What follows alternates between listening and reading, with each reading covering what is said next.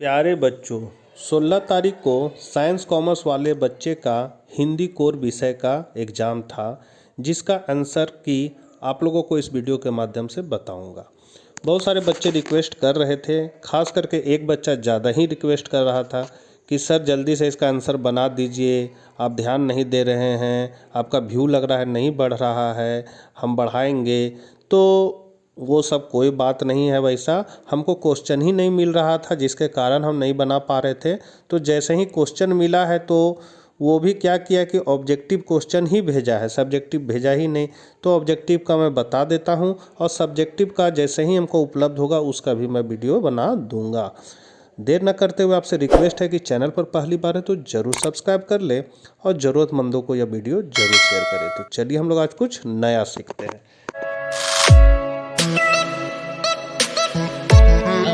आप लोग देख सकते हैं, अपठित बोध में निम्नलिखित पद्यांश को ध्यानपूर्वक पढ़कर प्रश्न संख्या 1 से 4 के लिए सही विकल्प का चयन कीजिए। तो इसको तो आप लोग पढ़ ही लिए होंगे, सीधे हम लोग इसका आंसर पे चलते हैं, क्वेश्चन आंसर पे।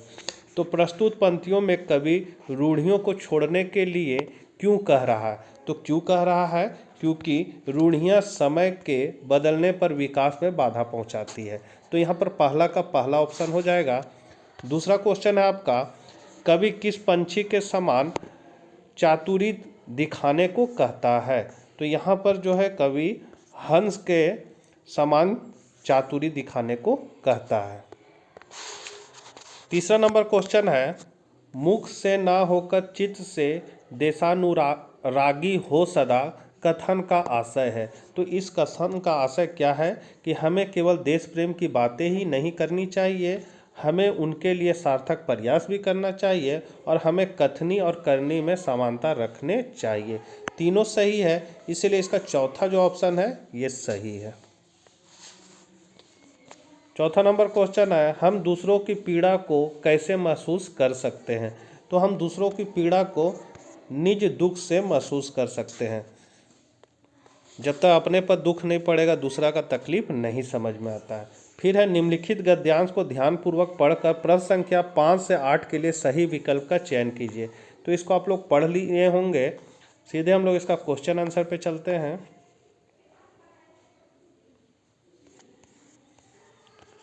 यदि आप इसे देखना चाहते हैं तो देख लीजिए।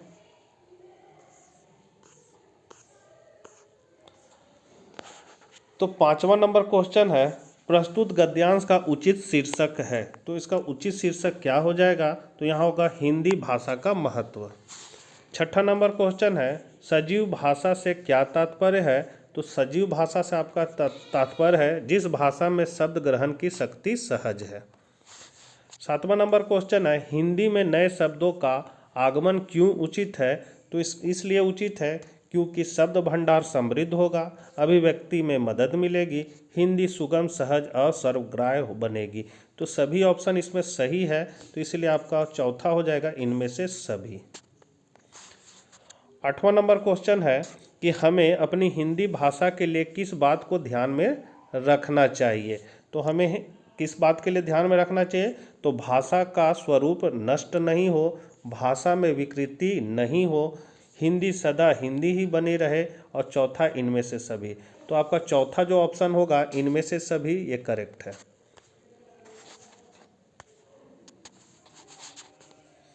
9वां नंबर क्वेश्चन है, टीवी किस प्रकार का जनसंचार माध्यम है? ये आपका समूह बी से है। तो टीवी किस प्रकार का है? तो टीवी में हम लोग देखते भी हैं, सुनते भी हैं। तो यहाँ तीसरा हो जाएगा दृश्य श्रव्य माध्यम। 10वां नंबर क्वेश्चन है, रचनात्मकता यद्यपि प्रकृति प्रदत्त है तथापि इसे किससे पोषित किया जा सकता है? तो ये आपका हो जाएगा प्रशिक्षण के द्वारा और शिक्षा द्वारा, दोनों द्वारा, इसलिए तीसरा जो ऑप्शन है आपका वो सही है, 1 एवं 2 दोनों के द्वारा। पिक्चर में तथ्यों की प्रस्तुति का ढंग होता है। तो प्रस्तुति का ढंग क्या होता है? तो मनोरंजन होता है। निम्न में से पत्राचार का कौन सा प्रकार है? तो यहाँ पत्राचार का जो प्रकार है व्यावसायिक है, सरकारी है और पारिवारिक, तीनों है, इसीलिए आपका चौथा जो ऑप्शन है इनमें से सभी करेक्ट है।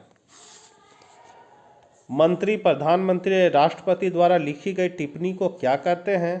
तो उसको हम लोग कहते हैं मिनट। तो यहाँ पर 13 का हो जाएगा चौथा। 14 नंबर क्वेश्चन है, जनसंचार का प्रमुख उद्देश्य क्या है? तो इसका प्रमुख उद्देश्य है जिज्ञासाओं का समाधान, सूचनाओं को परस्पर बांटना, विचारों की अभिव्यक्ति, तीनों है, इसलिए इसका चौथा जो ऑप्शन है इनमें से सभी करेक्ट है। सूचनाओं का संकलन कर संपादक तक पहुंचाने की जिम्मेदारी किसकी होती है?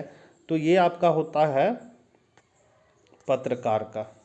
तो 15 का हो जाएगा चौथा। 16 है, समाचार लेखन की शैली कौन सी है? तो ये है आपका उल्टा पिरामिड शैली। 16 का हो जाएगा दूसरा।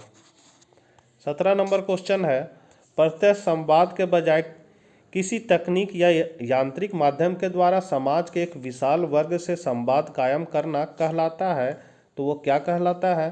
तो वो कहलाता है आपका जनसंचार। 18 है, मीडिया का इस समय सबसे सशक्त माध्यम क्या है? तो वो है आपका सोशल मीडिया। 19 है, निम्नलिखित पद्यांश को ध्यानपूर्वक पढ़कर प्रश्न संख्या 19 से 22 के लिए सही विकल्प का चयन करें। तो इसको आप लोग पढ़ लिए होंगे, सीधे हम क्वेश्चन पे चलते हैं। प्रस्तुत पंक्तियों के रचयिता का नाम है, तो इस रचयिता का नाम है आपका गजानन माधव मुक्तिबोध। 20 है, कवि के हृदय में कैसे पानी का झरना है? तो यहाँ पर हो जाएगा मीठे पानी का सोता है। 21 नंबर क्वेश्चन है, धरती के ऊपर कौन मुस्कुराता रहता है? तो धरती के ऊपर आपका चांद मुस्कुराता रहता है। कवि के हृदय में किसके प्रति प्रेम भरा है? तो कवि के हृदय में माता के प्रति प्रेम भरा है। शारीरिक रूप से दुर्बल और पीड़ाग्रस्त कौन है? तो वो होगा विकलांग। 23 का हो जाएगा पहला। परिमल, अनामिका, गीतिका, नए पत्ते, अनिमा, बेला, तुलसीदास, कुकुरमुत्ता किनके कविता संग्रह हैं? तो ये आपका है निराला जी के। किस वर्ग के बच्चे हर प्रकार के दुखों को सहन करने की शक्ति रखते हैं? तो ये हो जाएगा आपका शोषित वर्ग। माँ किसके घरौंदों में दिए जलाती है?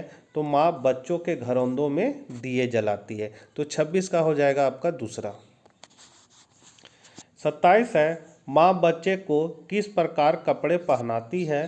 तो यहाँ हो जाएगा माँ बच्चे को घुटने में लेकर कपड़े पहनाती है।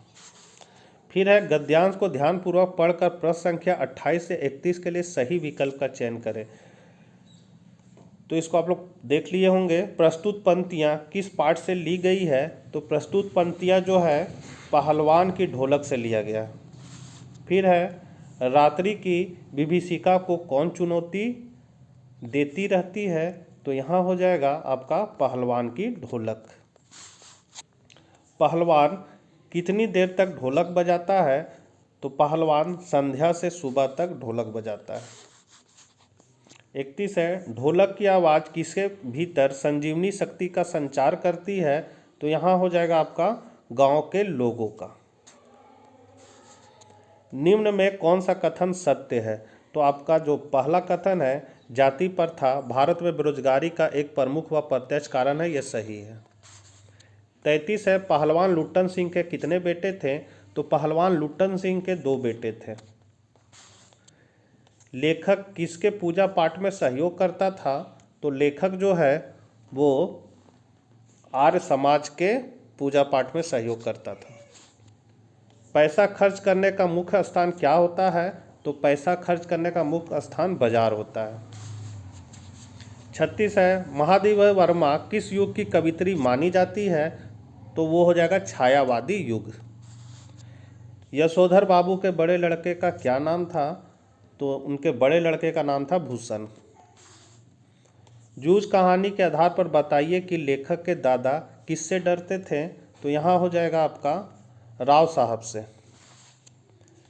लेखिका के परिवार के साथ किसका परिवार छुपने के लिए जा रहा था? तो यहाँ हो जाएगा आपका दूसरा ऑप्शन बान दान का।